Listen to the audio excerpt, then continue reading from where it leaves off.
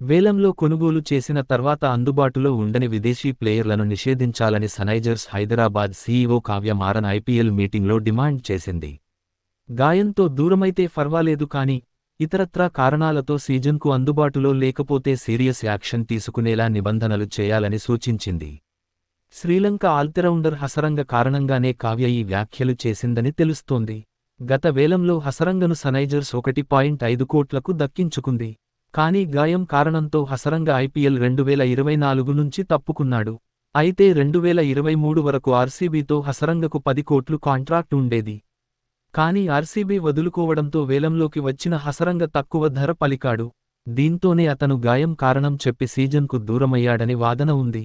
హసరంగ మాత్రమే కాకుండా కొందరు విదేశీ ప్లేయర్లు ఐపీఎల్లో తెలివిగా వ్యవహరిస్తున్నారు. మెగా వేలానికి కాకుండా మినీ వేలానికి మాత్రమే అందుబాటులోకి వస్తున్నారు. మినీ ఆక్షన్లో భారీ ధర సొంతం చేసుకుంటున్నారు. 2018 మరియు 2024 మధ్యలో 2 సార్లు మెగా వేలం జరిగింది. ఈ మెగా ఆక్షన్లో అత్యధిక ధర 15 కోట్లు. 2022లో ఈ భారీ మొత్తాన్ని ముంబై ఇండియన్స్ ఇషాన్ కిషన్పై వెచ్చించింది. కానీ 2024 సీజన్ కోసం నిర్వహించిన మినీ వేలంలో మిచెల్ స్టార్క్ 24 కోట్లు, ప్యాట్ కమిన్స్ 20 కోట్ల భారీ ధర పలికారు. ఈ ఆస్ట్రేలియా స్టార్ ఆటగాళ్లు వ్యూహాత్మకంగా మినీ వేలంలోనే పేర్లను నమోదు చేసుకుంటారనే అభిప్రాయాలు ఉన్నాయి. ఇక కనీస ధరకే అమ్ముడు పోయిన కొందరు విదేశీ ప్లేయర్లు లీగ్ నుంచి తప్పుకున్న సందర్భాలు ఉన్నాయి. ఓ విదేశీ ప్లేయర్ వైదొలగడం వల్ల జట్టుపై తీవ్ర ప్రభావం చూపిస్తుంది.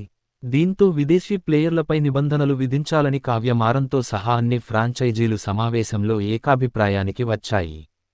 ఫారిన్ ప్లేయర్లపై 2 రూల్స్ను ఈ మెగా వేలం నుంచి అమలు చేయాలని బీసీసీకి డిమాండ్ చేశాయి. చట్టబద్ధమైన కారణం లేకుండా ఓ విదేశీ ప్లేయర్ సీజన్కు దూరమైతే అతనిపై 2 ఏళ్ల పాటు నిషేధం విధించాలి.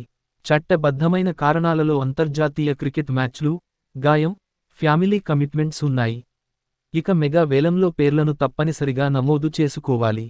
ఈ మెగా ఆక్షన్లో అన్సోల్డ్గా మిగిలిపోతే మినీ వేలంలో పాల్గొనడానికి అర్హులుగా ఉంటారు. ఈ 2 నిబంధనలు అమలు కానున్నాయి.